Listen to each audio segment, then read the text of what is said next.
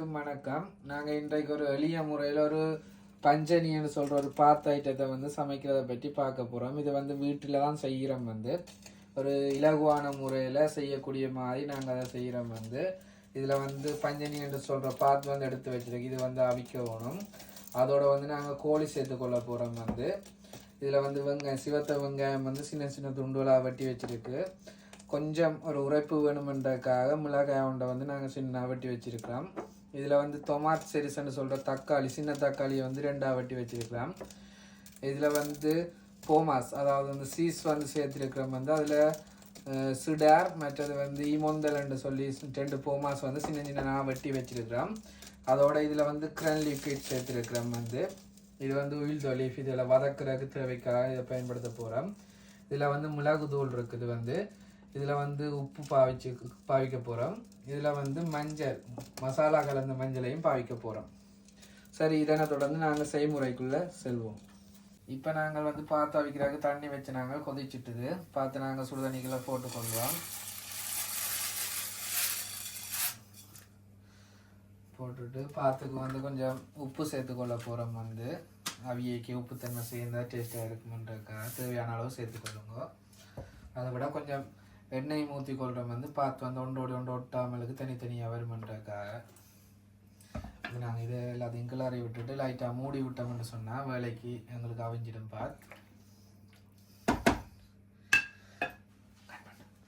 அடுத்தா பார்த்து அவிஞ்சு கொண்டிருக்கு. பார்த்து ஒரு 7-8 நிமிஷம் எடுக்கும் அவியை. இப்போ நாங்கள் இன்னொரு சட்டியில் எண்ணெயை கொஞ்சம் விட்டு கோழியை கொஞ்சம் அவிய விடுறோம்.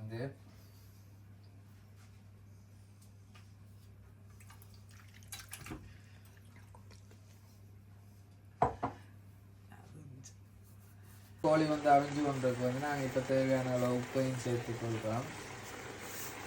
அதோட மிளகு தூளையும் சேர்த்துக்கொள்ள போகிறோம்.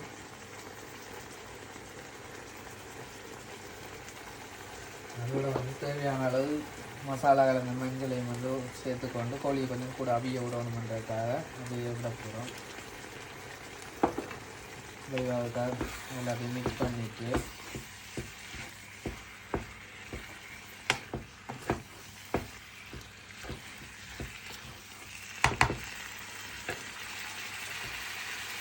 நேரம் பார்த்திங்க அதை அவிஞ்சு கொண்டு இருக்குது. அது இருக்கா பார்ப்போம் அவிஞ்சிக்கலான்னு சொல்லி.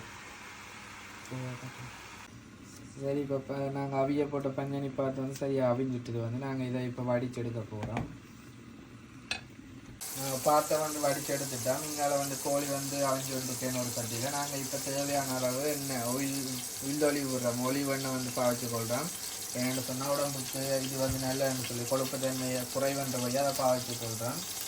இப்போ சட்டி நல்லா கொதிச்சுட்டுது. ஆல்ரெடி நாங்கள் கொதிக்க விட்டுனாங்க. அதில் இப்போ வெங்காயத்தை போட்டு வதக்கி கொள்கிறோம். இதில் வெங்காயம் வதக்கிக்க நாங்கள் சிறிதளவு உப்பு சேர்த்து கொள்கிறோம். வெங்காயம் வேகமாக வதங்கும்ன்றதுக்காக கொஞ்சம் சிறிதளவு உப்பை சேர்த்துக்கொள்கிறோம்.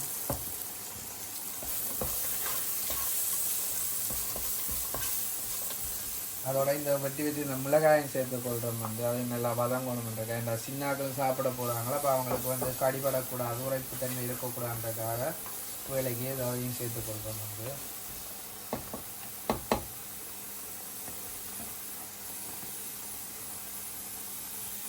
அதோட நாங்கள் வெட்டி வச்சு இந்த தக்காளியையும் சேர்த்துக்கொள்கிறோம். வதங்கி வர்றதுக்காக இந்த சமைக்க வேண்டி வந்ததுக்கான காரணம் என்னென்னா, இன்றைக்கு நாங்கள் ஒரு கோழி சமையல் ஒரு வீடியோ ஒன்று வெளியிட்டாங்க. அதில் நாங்கள் காப்பு கைக்கு சவால் விட்டு போட்டதுன்னு சொல்லி வீட்டை சமைக்க வச்சுட்டாங்க. சரி, பரவாயில்ல, அவங்களுக்கு ஒரு வித்தியாசமாக சமைச்சு கொடுப்போம்னு சொல்லிட்டான். இன்றைக்கு இந்த ரெசிபியை தெரிய செஞ்சாங்க.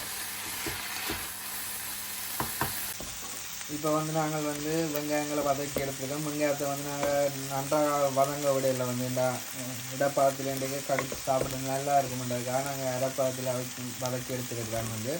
இப்போ கோழி நல்லா வதங்கி இருக்குது. நாங்கள் அதையும் இதுக்குள்ளேயே சேர்த்துக்கொள்கிறோம்.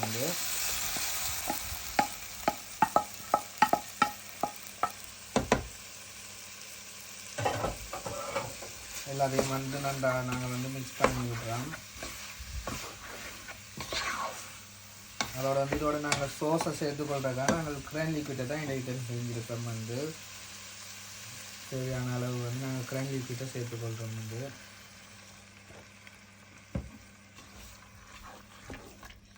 சேர்த்து நன்றாக கிளறி விட்டுட்டு கொஞ்சம் கிரங்கி கொதிக்க விடுறதுக்காக நாங்கள் சிறிது நேரம் அடுப்பில் விடுவோம். சரி, இப்போ நாங்கள் சாப்பாட்டின் இறுதி கட்டத்துக்கு வந்திருக்கிறோம் வந்து. கிரங்கி சோஸும் வந்து நல்லா கொதித்து வந்திருக்குது வந்து. இப்போ நாங்கள் வந்து இதுக்குள்ள வந்து பாத்தை சேர்த்துக்கொள்ள போகிறோம். வச்சு எடுத்து வச்சு இந்த பாத்து வந்து ஒன்றோட ஒன்று கொள்ளியாமல் எடுத்து நீட்டாக வந்திருக்கு வந்து. இப்போ நாங்கள் அதை சேர்த்து கொண்டுறோம். அதை வந்து வடிவாக மிக்ஸ் பண்ணிக்கொள்கிறோம்.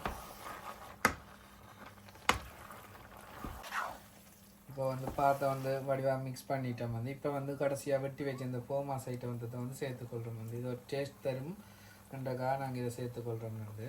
இது வந்து நீங்கள் தேவையான விருப்பமான போமாஸை வந்து சேர்த்துக்கொள்ளலாம் வந்து.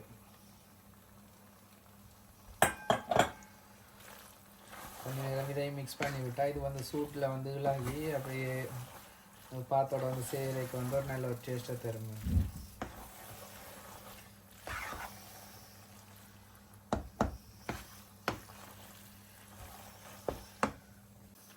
இப்போ போமாஸ் எல்லாம் பாத்தோடு சேர்ந்து நல்லா மிக நன்றாக வந்திருக்கு வந்து.